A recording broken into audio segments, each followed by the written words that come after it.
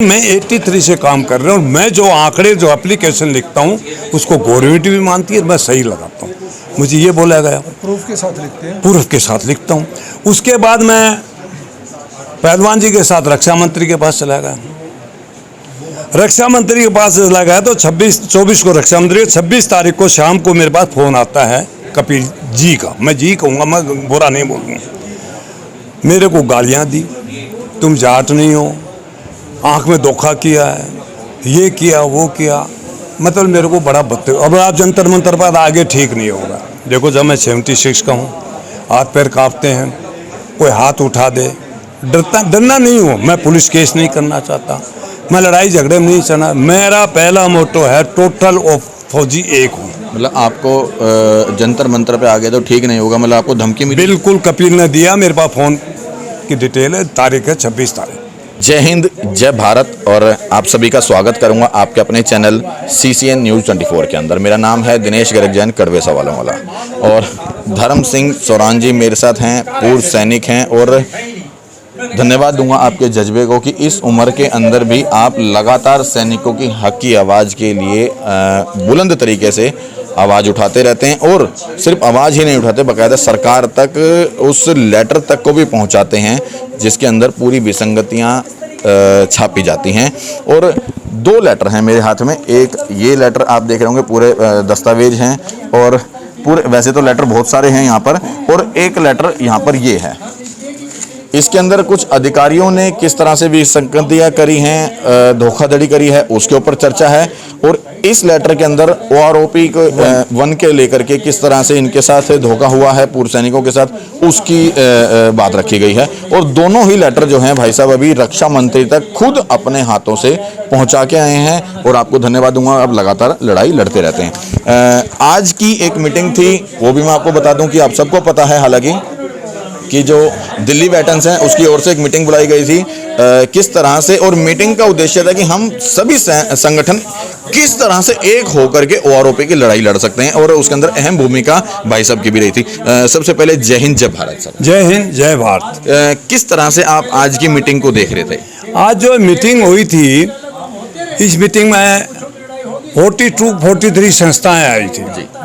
तो मैं 1983 से एक्स सर्विसमैन वेलफेयर NXCC से जुड़ा हूँ। 1983 5 अगस्त 1983 से। ये हमारे धोन साहब है, राम रतन साहब एडवोकेट है, ये भी मेरे साथ जुड़े हुए हैं। सबसे पहले हमें पेंशन पे DA नहीं मिलता था, उसका ऑर्डर हमने करवाया, हमारी NXCC ने करवाया, मिस्टर जगन रेड्डी हैं वो हैं।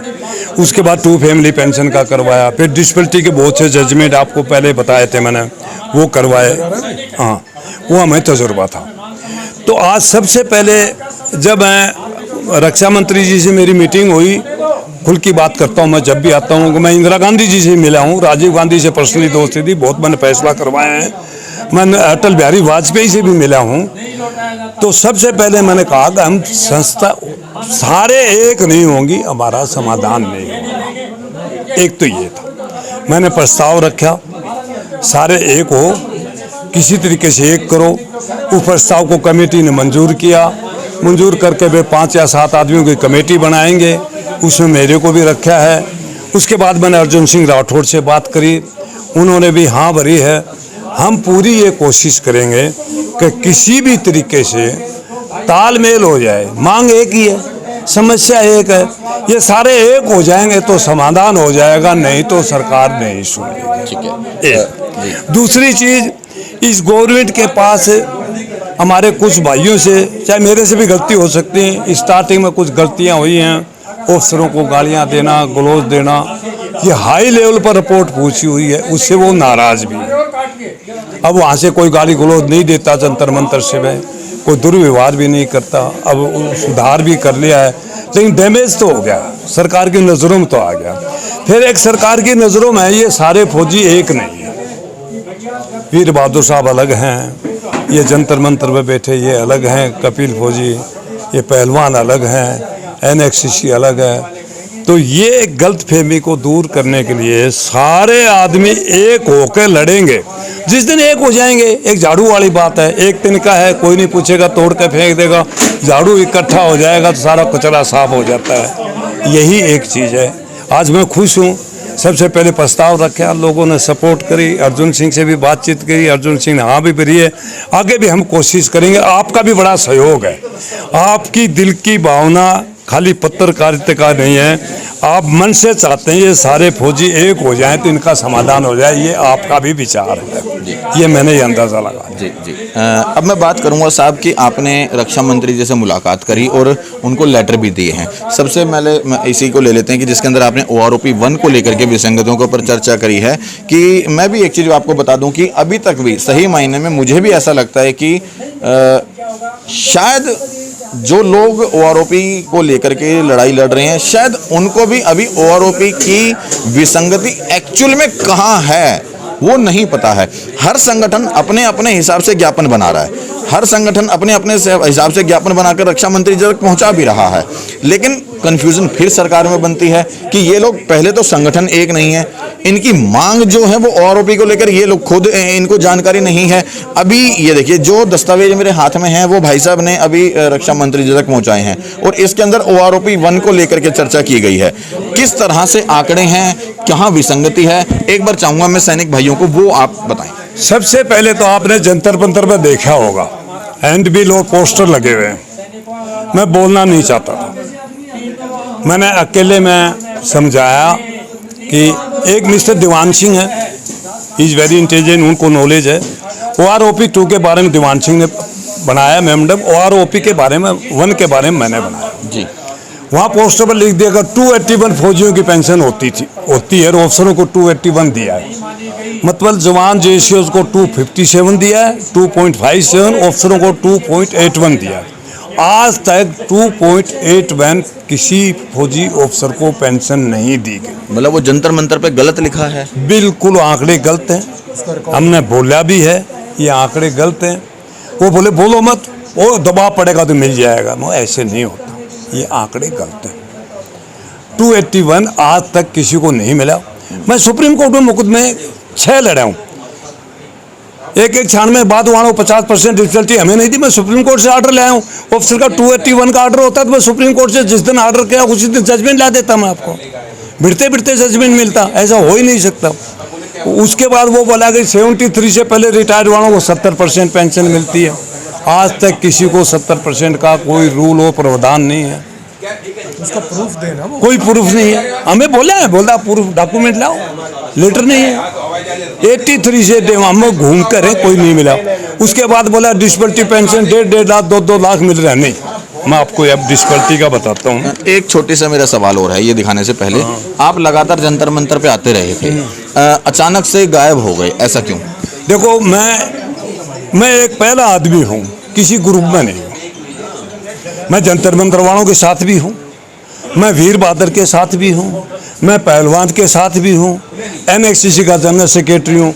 जो भी कोई फौजी के लिए आता है हम दोनों सबके साथ गए हैं। मुझे उस कमेटी में कमेटी मेंबर बनाया गया था जी।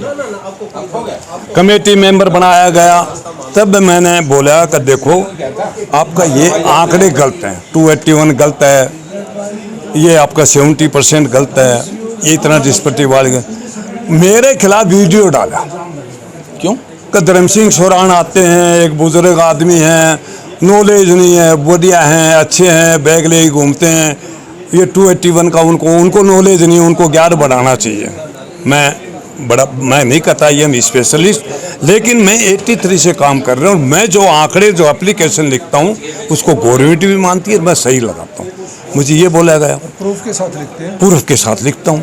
उसके बाद मैं पहलवान जी के साथ रक्षा मंत्री के पास चला गया।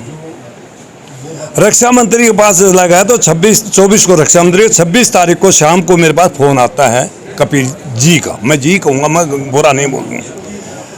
मेरे को गालियाँ दी, तुम जाट नहीं हो, आँख में धोखा किया है, ये किया वो किया, मतलब मेरे को बड़ा बदतर। अब आप जंतर मंतर पर आगे ठीक नहीं होगा। देखो जब मैं 76 का हूँ, हाथ पैर कांपते हैं, कोई हाथ उठा दे, डरना नहीं हूँ। मैं पुलिस केस नहीं करना चाहता, मैं लड़ाई झगड़े में नहीं चाहना। मेरा पहला मोटो है टोटल ऑफ फौजी एक हूँ। मतलब आपको जंतर मंतर पे आ गए तो ठीक नहीं होगा, मतलब आपको धमकी मिली? बिल्कुल, कपिल ने दिया, मेरे पास फ़ोन की डिटेल है, तारीख है 26 तारीख, निकाल कर देख लो। बोला आप जंतर मंतर नहीं आएंगे, तुम जाट नहीं, मतलब जो उसने न बोलना बोला। क्यों बोला गया? पहली चीज़ तो मैं किसी को भी उसको आज तक कपिल को गलत नहीं बोला, मैं किसी को भी नहीं बोलता। मेरी किसी से नहीं बनेगी, विचारधारा नहीं मिलेगी तो मैं अलग हट जाऊंगा, मेरी विचारधारा। ये बात हुई। ये बात होने के बाद फिर एक मेमोरेंडम, अब दीवान साहब ने एक मेमोरेंडम दिया रक्षा मंत्री को, वो मेमोरेंडम देखा, ये मेमोरेंडम गलत बनाया है, इसमें नाई सूबेदार की लिखी है, ये दीवान, मतलब ये पहलवान साहब ने मेमोरेंडम दिया है। मेमोरेंडम है, मैंने नहीं बनाया, पहलवान से पूछो या दीवान से पूछो।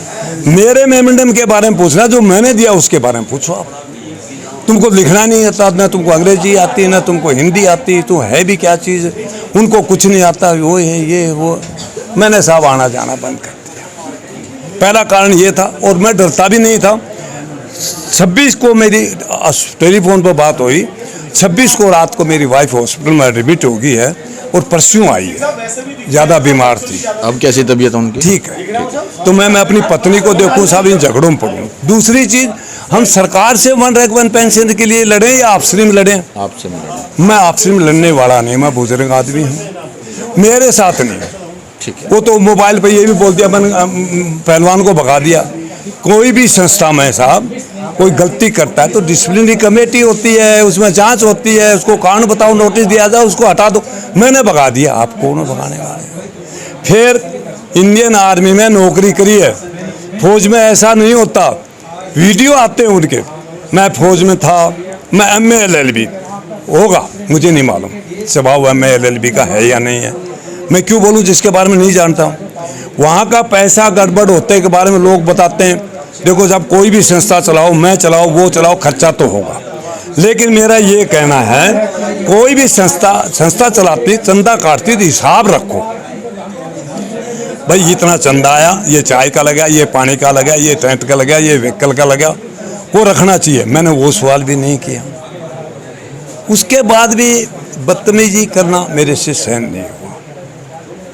चलो, ये तो विशेष कारण रहा कि आपके वहाँ पे ना आने का। ठीक है, एक बार बंद करके दोबारा चालू करो।